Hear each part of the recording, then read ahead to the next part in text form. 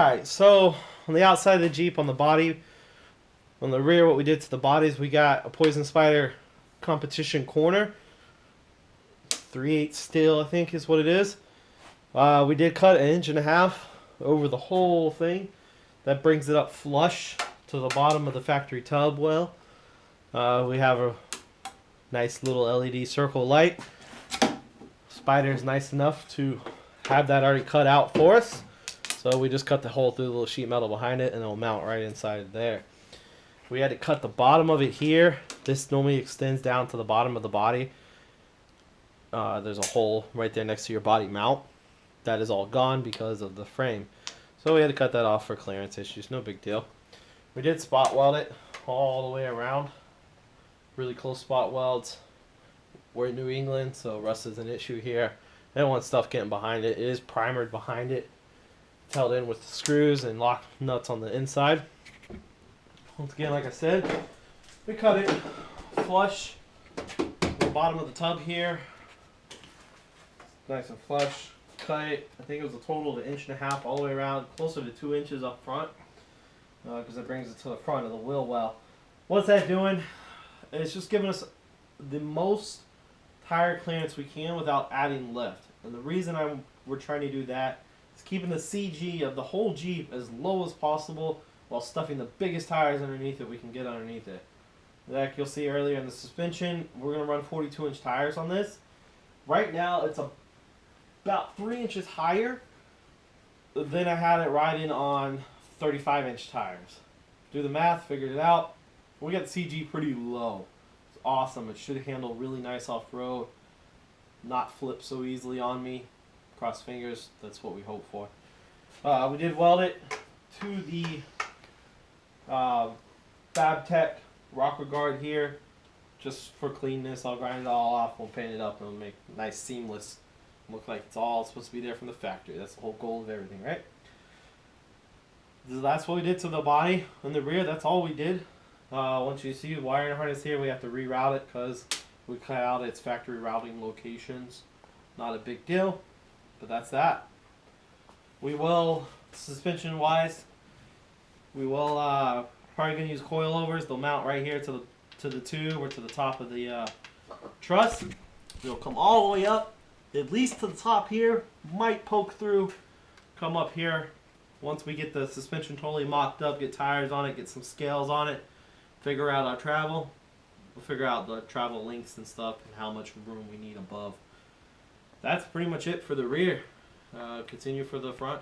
Alright, so on the frame, as you can see, that is not a factory frame. Go look at your TJ. Looks nothing like that unless you have this kit. This is from Undercover Fabworks in Dothan, Alabama. Really close to my hometown. Really nice guys. Love them. I bought a couple things from them. Work really good. So this is their back half kit for the TJ. What it does, your frame normally comes up here, big loop, and then it goes way down here and goes way out. So what this kit does is it brings your frame up almost at the highest point, pretty close to the highest point, and it goes straight back. Gives you as much clearance here when you stretch the axle backwards. Because what you're doing when you stretch it backwards, you're taking it out of the factory hump in the frame. So when you do that, normally your frame would be like right here, be really close, hard to get springs under, not much up travel. A lot of disadvantages working towards you. Anybody that's looked into stretching their axle backwards on the TJ knows exactly what I'm talking about. So we moved our axle back about 14 inches, quite a bit. The way I have it set is my 42-inch tires measure 21 inches from the center line of the axle back to here. Will stick out just past my D-rings. Go. Alright, so measured from the center line 21 inches back, that's half my tire diameter. It puts my tire right about there. Way down here, of course, right about there. What that does is give me pretty much no departure angle, a negative departure angle, really. The tire will touch any obstacle before my bumper, my frame, my body, before anything does. As long, obviously, if it hits the axle, it hits the axle. Makes it really good if I need to back up over obstacle or when I'm coming off obstacle. I'm not going to hit there's not any gas tank underneath here. I'm not going to hit the frame or anything, really, unless it's something in between the tires. The tires will catch it all.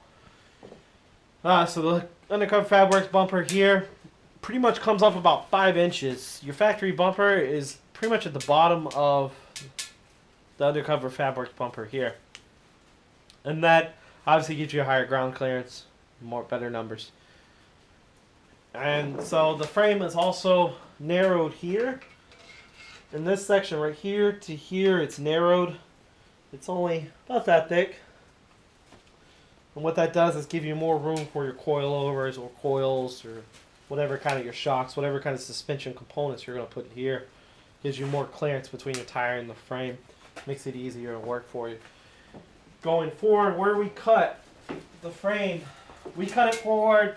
We measured, ended up back here where it needed to be.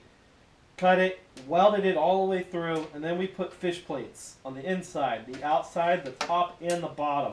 The inside and outside ones came from from Undercover Fabworks with the kit. I love overkill, so I put one top and bottom. I drilled holes in it so it has inside structural strength. What that does is, so if you were just to weld the frame here, and you just have that weld, you actually make the metal weak on each side of that weld because you're pulling the metal away from it. And to make it weak, it'll actually crack and stress crack and pull apart right against that weld. So you put these fish plates on, it gives you more welding surface to the metal, spreads out the load nice and easy, makes it nice and strong. The way we have it set up, we shouldn't have too much stress on that. It will be, this part of the frame will be carrying the load of the vehicle, the weight, all the shock, but our links are way up front in front of this. So there shouldn't be any binding, trying to pull this frame from this frame. It should all kind of stay together, hopefully. Once again, that's why we pushed the fish plates in and made it nice and strong there. To get this to fit, we had to do some cutting on the body here. We cut that rear box support. It was just too long. We cut it. It removes the factory body mount from there. We put a plate in there to stop moisture from getting in. And then we got a D-ring mounts on the bumper that came with the kit. They're just normal standard universal D-ring mounts. Grounded a 45-degree angle all the way around it. Put it up against there. Turn the welder all the way up. Concentrated my heat in the D-ring because that has the thicker metal. Concentrated the heat in there. Pulled the metal, my molten puddle, through into the bumper metal, which is still a pretty thick metal. I believe it's 1/4 inch steel, maybe 3/8. Don't quite remember. Pretty thick metal. And so I did a double pass to make sure I get good heat penetration. Because if you're pulling on that, you're putting a lot of load on it. You don't want it to come flying off. That goes through your buddy's window, and everybody has a really bad day. And then you're still stuck in whatever obstacle you're still stuck on. So that's pretty much what we did to the frame and the body. And continue on. We'll pull the axle back out, and we'll show you what's done to the axle.